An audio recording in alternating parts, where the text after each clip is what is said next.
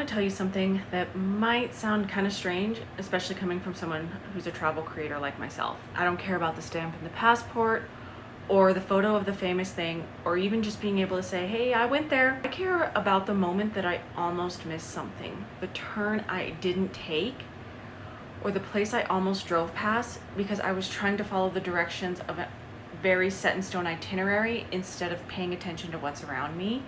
And that right there is the whole reason I do this. So if that already sounds like the way you think about travel, be sure to hit that like and subscribe, because this whole channel is built for that specific version of it. Growing up, I watched my dad pull over for a lot of different things to look at, but they weren't always things that were in the guidebooks that we had.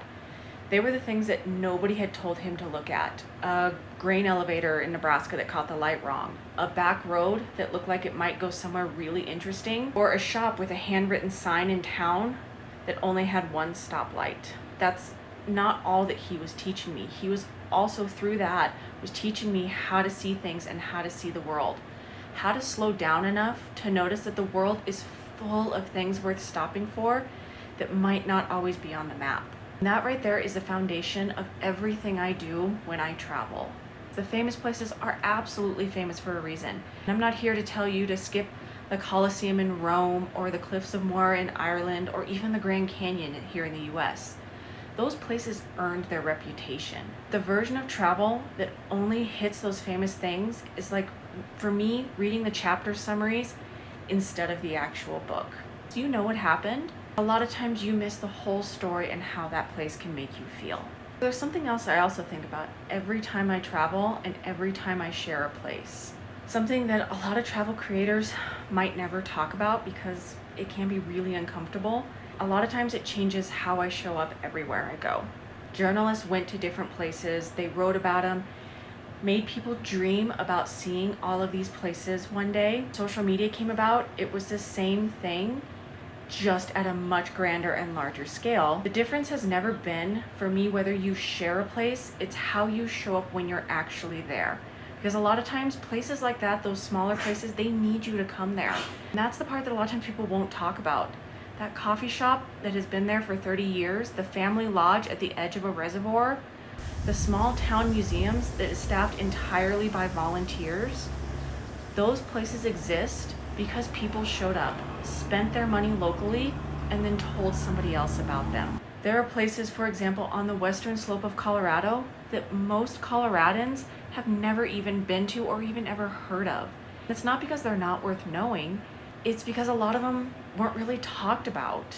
Some of those places are quietly disappearing because the visitors who would have loved them and known them and been there never knew to go look for them. When I share about a place I think about both things at once. The wonder of it and the responsibility of it. Please, I want all of us to be able to go see the world, to see as much as we can. Also, I want you to show up just like you know that this place also belongs to somebody else. It's somebody else's home where we can respect the land, the culture, also spend our money in that place so it actually lives there and is there for generations to come. Understand that the places that have never been seen, chances are will never be fought for when something comes up. If you are looking for those specific things, that sounds like what you're looking for, my newsletter is where I post a lot of that stuff. That's where it will live first, and that link is in the description below. I want to touch on what this can look like in real life. I want to give you an example of both sides of this. The Grand Mesa in western Colorado sits right off of Interstate 70, and it is the largest flat-top mountain in the world with over 300 lakes and a really awesome ski resort. Most people will drive past it their entire life. So earlier this week I posted a short video about it. Within 24 hours, I had people in the comments telling me to keep it secret, stop talking about it. Social media influencers ruin everything. But then in the same comment section, I had a woman from Gunnison saying it's one of her favorite places. A man who said it's where the best chapter of his life started. A nurse who said she is so blessed to live where she can see it out her window every day. And I even got pictures of this place from everybody else on the internet. And those people are not in conflict. They are all people who love a place so deeply. The difference is one group thinks love means silence and the other group thinks love means sharing. and I'm in the second group, but I also think love means showing up carefully, knowing where you are, leaving it better than you found it as much as you can, and respecting the people and animals and plant life all through there, and being sure to spend money in the community to help take care of it year round while you're just visiting for the weekend. And that is my whole travel philosophy, all about one place. And honestly, this is gonna sound kind of strange, but I actually love the people who stood up so strongly and said, no, we don't want this ruined.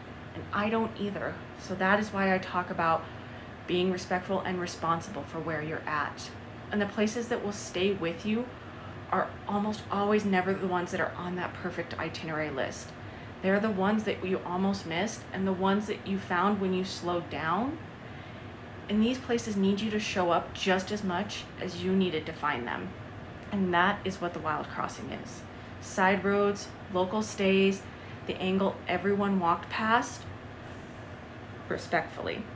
So, I will see you on the next Wild Crossing.